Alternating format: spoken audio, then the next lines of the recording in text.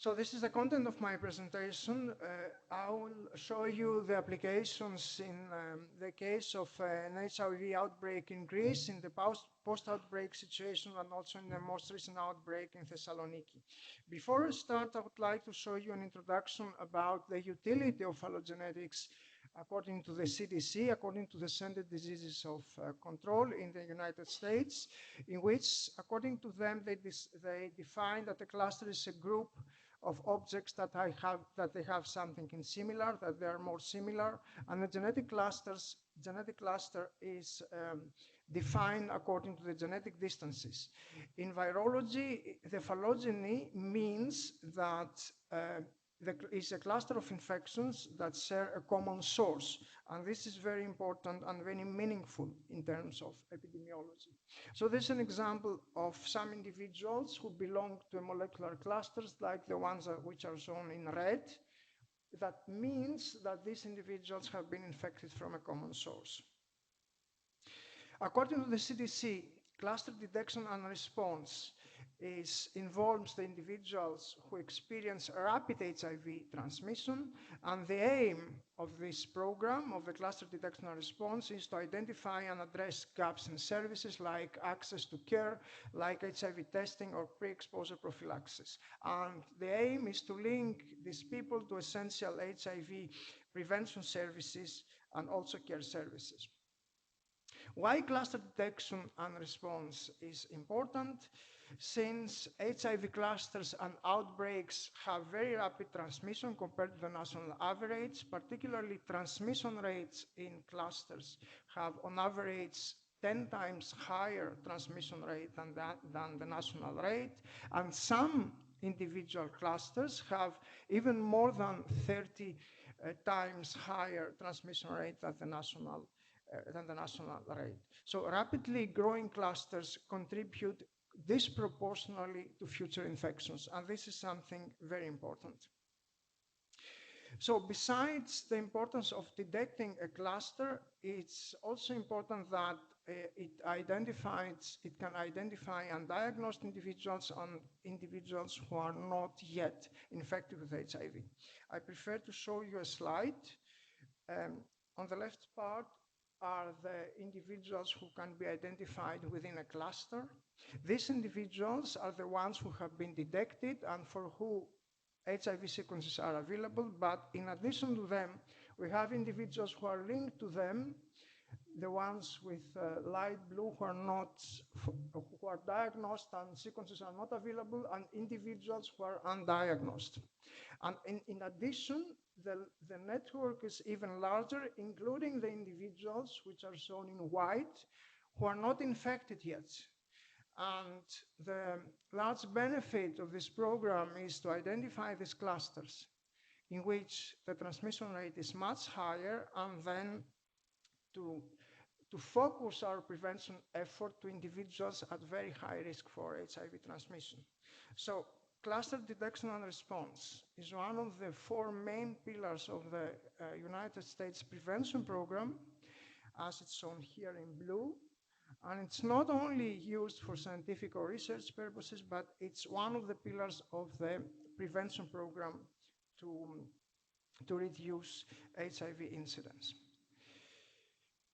And these are some examples about the utility, about the applications, and how the cluster detection and response have helped to either to reduce transmission, to improve HIV testing and diagnosis, to increase pre-exposure prophylaxis, to expand syringe exchange programs, to improve linkage to care, retention in care, and viral suppression. Then I move to our situation, to what how we have used this knowledge and how we applied phylogenetics for outbreak detection and control. This is the situation in Greece after 2010, when we experienced a large increase in HIV diagnosis among people who inject drugs. So this shows the total diagnosis in purple and the HIV diagnosis among people who inject drugs. So after 2010, we experienced a huge increase in HIV infections among people who inject drugs. And this prompted us to first to investigate this outbreak and then to to implement targeted prevention programs to control this outbreak. This outbreak was among the largest that were identified in Europe, in North America, and Israel. So first of all, what we did in the very beginning of 2011 was to sequence, to have some sequences, to have some data from people who inject drugs, and then to identify their subtypes, the types that these sequences belong to. The first important finding was that almost 60–70% of sequences from the recent outbreak did not belong to clusters, did not belong to groups from that the people who inject drugs belong to before the outbreak, or the general population of HIV-infected people in Greece were found. So we had some new groups, some new clusters. This corresponds to circulating recombinant form, and this was the first indication that we had something new, that the outbreak was probably imported from somewhere else. The second part of the analysis has to do with the clustering, the transmission patterns. So we tried to identify what proportion of sequences belong to PIDU specific clusters, and we found a significant difference. And as you can see, after 2010, the majority of sequences belong to PIDU molecular clusters, in contrast to what has happened before the outbreak. This is an example of a phylogenetic tree in the early 2011, showing the sequences from Greece in the green cluster, and this is from the general population, and also the sequences from people who inject drugs before the outbreak are shown in purple, which it shows that these sequences are not clustered, in contrast to the sequences which were sampled during the outbreak, which are shown in red, that belong to very large clusters. These are the two different clusters, and as you can see, the genetic distances are very short, indicating a very recent transmission mode. So we identified at the very beginning that during the outbreak, the transmissions occurred within this group, among the members of this group, in contrast to what had happened before the outbreak. These are the results of dating analysis of the 4 different PIDU transmission clusters identified during the outbreak, which are shown in red. These are the 4 different clusters. According to this analysis, we identified the time of the most recent common ancestor, but also the potential geographic origin. So the larger cluster originated from Romania. These orange sequences are from Romania. At that time, Romania had also a similar outbreak that was not diagnosed yet. And after communicating with our colleagues in Romania, then they started intensive testing, and they also diagnosed the outbreak in Bucharest. The second cluster was originated from Greece, this one and this one, and the third one had originated from Asia. This subtype, this circulating recombinant form, was very common in Afghanistan. These are the results also of the phylodynamic analysis and the estimation of the effective reproduction number. Just to refresh our memory, the effective reproduction number is the average number of transmissions per individual. It shows that for these 4 clusters that we had a very rapid increase in approximately 2010, a little bit before the diagnosis of the outbreak. That was the situation in most of the clusters, although the increase was not as sharp as for the CR35, and this cluster increased rapidly. The incidence had increased rapidly and thereafter decreased.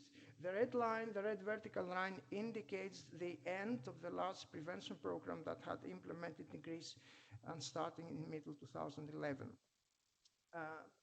Interestingly, for this cluster and that one, for the 2 of them, the number of transmissions continued, and actually the prevention program, it was the reason that the incidence rate decreased after 2012. So this analysis helped us at the very beginning to identify the potential origin, the characteristics of the outbreak, but this specific analysis gave us some interesting insight about the effectiveness of the prevention program, but also about the transmission dynamics of the different clusters of the outbreak.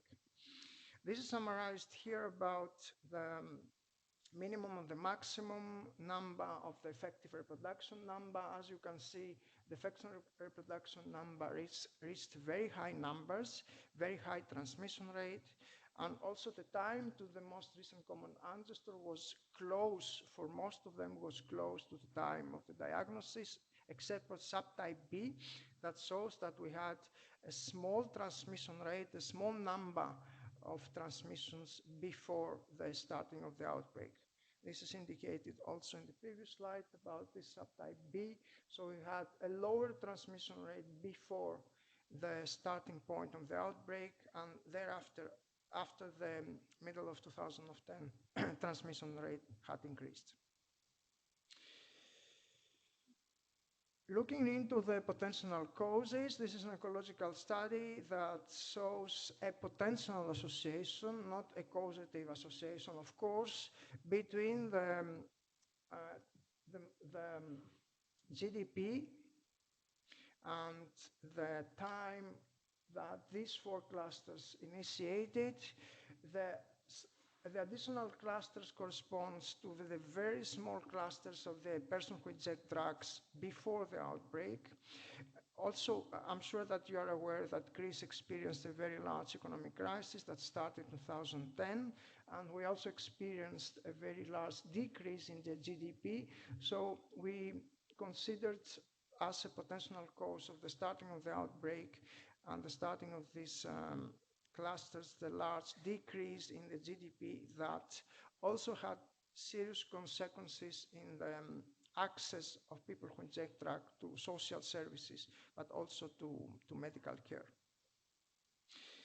Moving forward, what else we did? We also tried to investigate the transmission patterns regarding the origin between among people who inject drugs using sequences during the whole period of the outbreak. Particularly, we used this, that was our data set.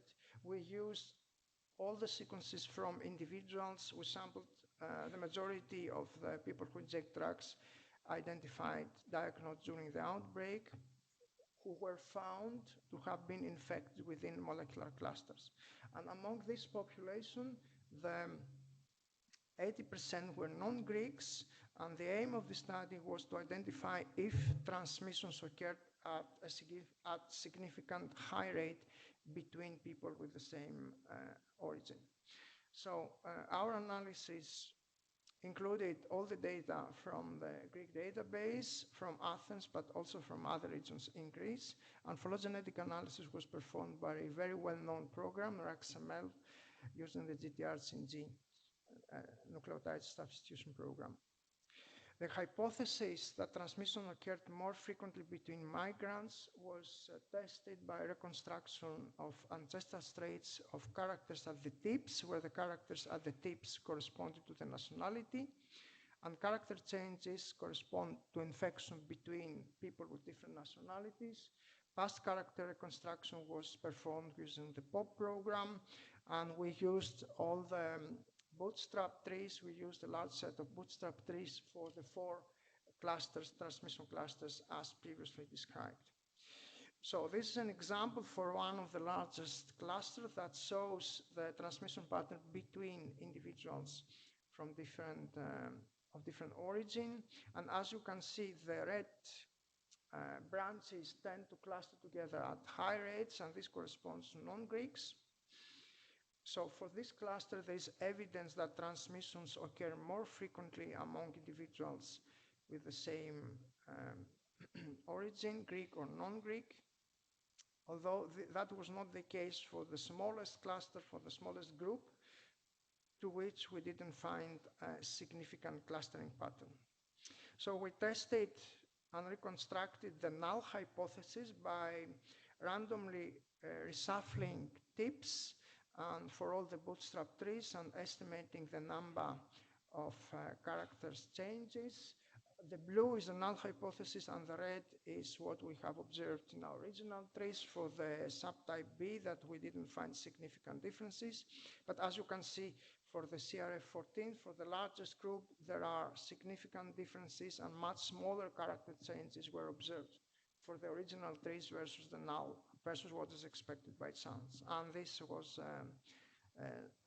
the difference was significant. So according to this analysis, it seems that transmissions occur at higher rate between individuals with the same origin. And this makes sense. And that was also a finding that was used for future interventions regarding how we should focus and how we should design our preventive interventions. For the same time period of the analysis, an additional program was implemented in collaboration with NIH. So that was a program that was implemented in 3 different cities, in Greece, Athens, in Chicago, and also in Ukraine, where there was not an outbreak, but a very large number of infections occur between people who inject drugs. And the aim was to identify patterns of viral spread among people who inject drugs. Their social network, that was a very novel program aimed to identify the social contacts of the people who inject drugs and also potential associations between transmission links and social networks. So the program included people who were not HIV infected, people who were recently or non-recently infected, and also social networks of members of SIDS, the people with social links to the initial number of the individuals who were recruited to the program, the SIDS. The social network-based links were determined based on interviews and field observations. So again, we performed phylogenetic analysis to identify first the individuals who have been infected from a common source, to identify significant clustering patterns using either the XML or Bayesian programs, and we define the significant clusters of the groups, including more than 2 sequences with a high bootstrap support or high posterior probability support. And this is an example again of the HIV sequences from the PIDUs that participated to this program and correspond to the same time period of the outbreak. And the sequences which are shown in red are the clusters which are highly supported, and the sequences which are shown in green are sequences receiving highly or medium support. It's for this sequence data set where the genetic distances are very small, it was challenging to identify and to be confident about the significant clustering patterns. So in total, we identified 32 sequences belonging in these small clusters, and then we tried to associate or to identify if the individuals within these clusters share also social links. And this is a figure of the social links. The individuals that belong to the same cluster are shown with the same color, like for example these ones. These 2 individuals belong to the same molecular cluster, phylogenetic cluster. These 2 also, or these 2. And by the white lines, we have drawn the social links. So as you can see, looking by eye, that the majority of the individuals belonging to the same molecular cluster share also a social link. This is shown also in this phylogram, showing the individuals in red with no social links belonging to the same cluster, and with green, the individuals that share at least one social link with a person belonging to the same cluster. So this pattern, it was also very important for us to identify that transmission clusters or molecular clusters that can detect and can also that give us an information about the transmission pattern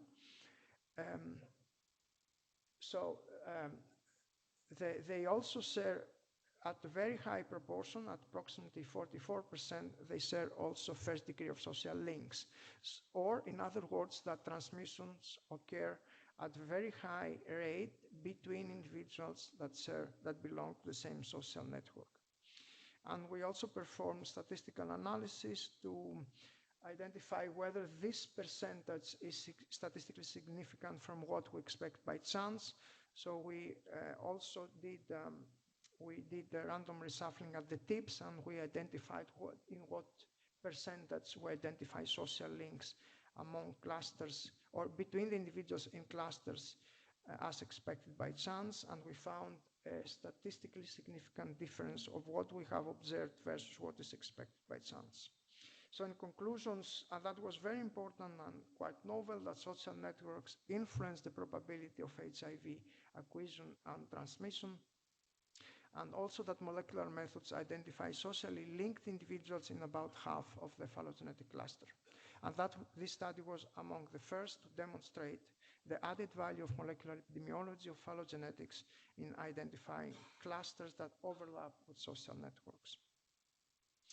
Moving to most recent data, although that large prevention programs were implemented in Athens, the post-outbreak situation had changed, but the number of diagnoses was not reduced to pre-outbreak levels. So although that pre-outbreak, the number of diagnoses were approximately 15 to 20, the situation was not as positive after the outbreak, and the number of individuals, of people who inject drugs diagnosed with HIV after the outbreak continued to be quite high, approximately 50 to 100 cases.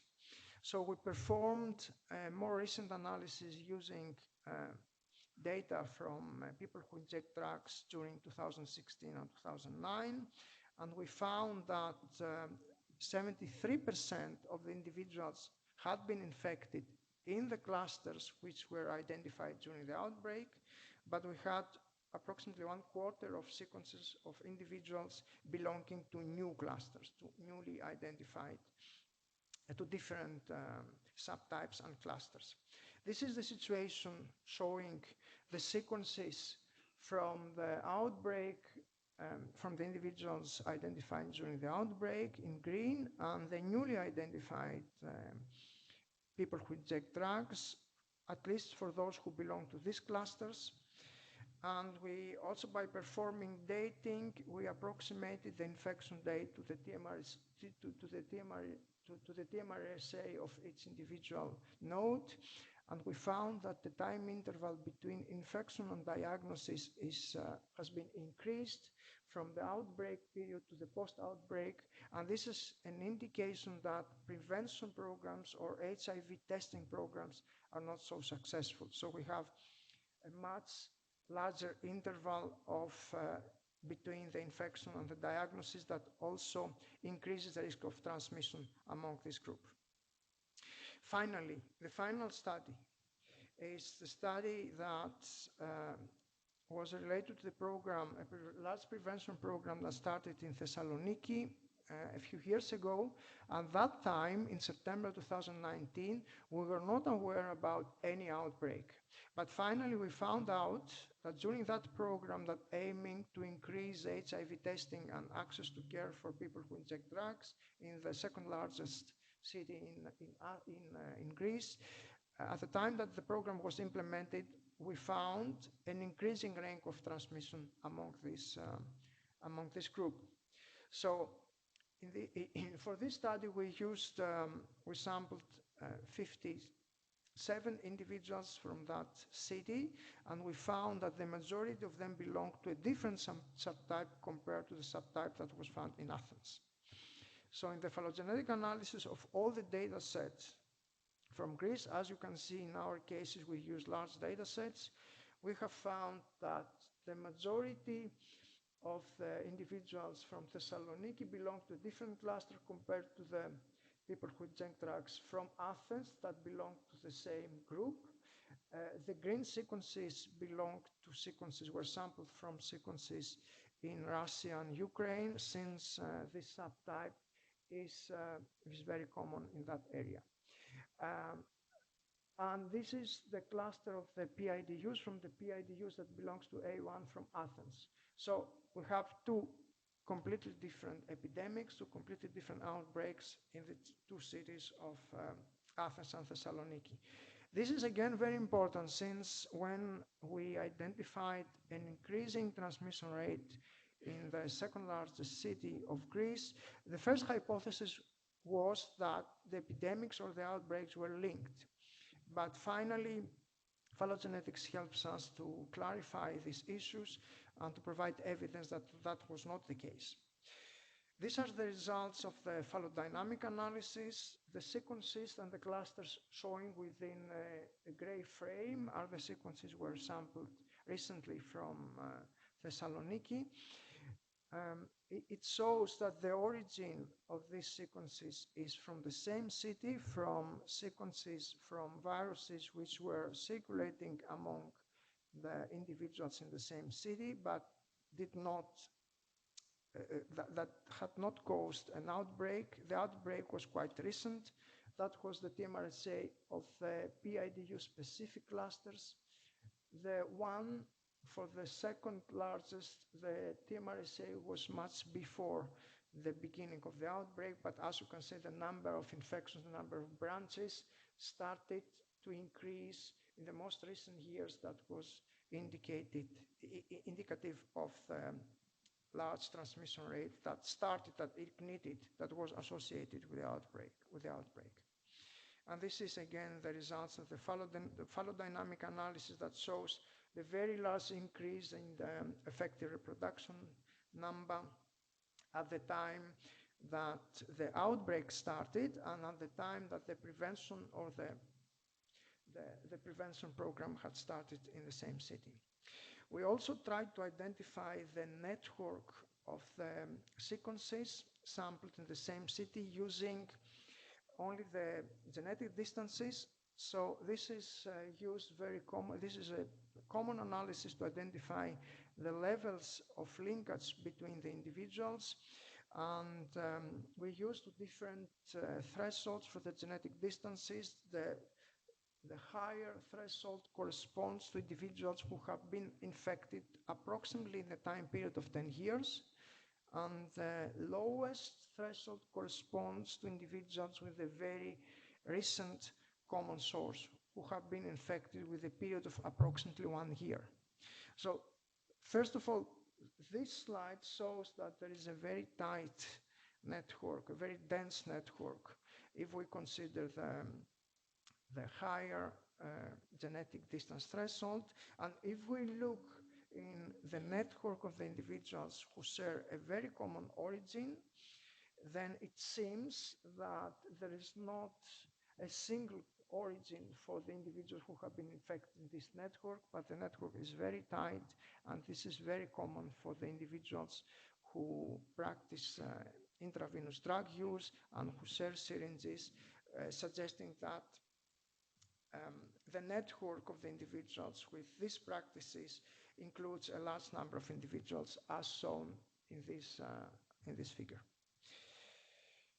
We also performed a similar analysis about the time of diagnosis, between infection and time of diagnosis, and how this has changed during the outbreak, and suggested this confirmed the recent nature of the outbreak in 2020 and how the situation changed after the end of the intervention program and the lower HIV testing provision services. So in conclusion, in our case, phylogenetic analysis can be used for many different purposes. It's our primary tool, and we use phylodynamic analysis in order to investigate outbreaks, in order to investigate epidemics, and to get very meaningful and very useful information to design prevention programs and to apply for public health purposes. So phylogenetic analysis can identify molecular clusters that capture recent and rapid transmission, very important. It enables reconstruction of temporal and geographic origins of outbreaks. It provides estimates of key parameters like the effective reproduction number. It shows that can be integrated with social network and enhances identification of high-risk transmission pathways, supports cluster detection and response, as has been recommended by the CDC for the early identification of rapidly growing clusters, facilitates targeted interventions like testing, access to treatment, pre-exposure prophylaxis, harm reduction services, and transforms surveillance in a more proactive, data-driven public health strategy for epidemic control. Thank you very much for your attention.